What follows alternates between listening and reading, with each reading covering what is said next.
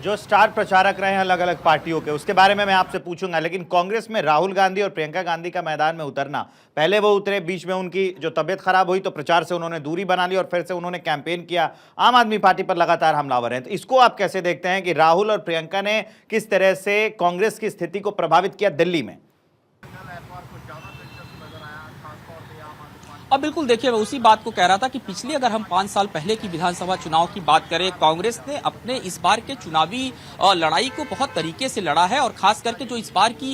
उनकी रणनीति रही है बहुत अलग रही है। आप देखिए, पिछले कुछ अगर हम 7 से 8 दिनों की मैं बात करूं तो कांग्रेस पार्टी ने जो अपना कैंपेन था, खास करके उन सीटों पर जहां उनको लगता है कि हम इस बार थोड़ा सा अप कर सकते हैं, वहां पर कांग्रेस पार्टी के नेताओं का पहुंचना, खास करके अभी राहुल गांधी ने एक अपना कार्यक्रम चुनावी जनसभा जो है बवाना में किया था, मैं खुद वहां पे मौजूद था। तो बवाना में जब वो पहुंचते हैं, लोगों से खुद मिलते हैं, और ये कहीं ना कहीं इस बार का जो कैंपेन था बड़ा अलग था। प्रियंका गांधी है, प्रियंका गांधी भी इस वक्त आज भी प्रियंका गांधी ने अपने 2-3 जो कार्यक्रम थे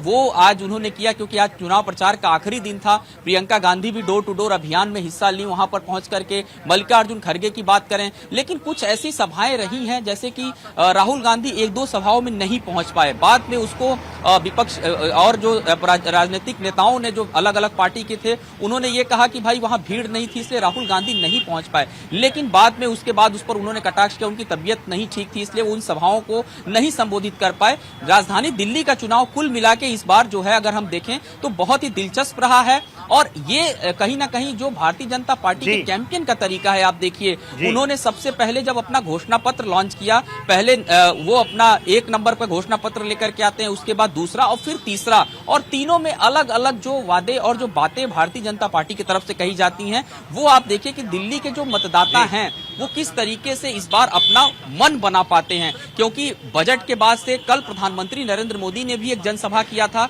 दिल्ली के अंदर, और प्रधानमंत्री ने राजधानी दिल्ली में कुल 3 जनसभाओं को संबोधित किया। तो ये दिखाता है कि बीजेपी दिल्ली को कितना महत्वपूर्ण मान के चल रही है, और कहीं ना कहीं इसीलिए आम आदमी पार्टी जिस तरीके से हमेशा जब दिल्ली के चुनाव होते थे वो अपने एक सिंगल एजेंडे पर आगे बढ़ती थी, जो उनके वादे होते थे, पानी, बिजली, सड़क की बात करें, तमाम ऐसे मुद्दे थे जिसको आम आदमी पार्टी करके सत्ता में आती थी। इस बार तीनों ही पार्टियों ने इसी प्रकार के दावे जो हैं, इसी प्रकार के जो वादे किए हैं, तो ये कहीं ना कहीं लड़ाई है गौरव, वो काफी टाइट माहौल में लग रहा है, टाइट मामला लग रहा है, नेक टू नेक फाइट लग रही है। इस अहम जानकारी के लिए गौरव आपका बहुत बहुत शुक्रिया।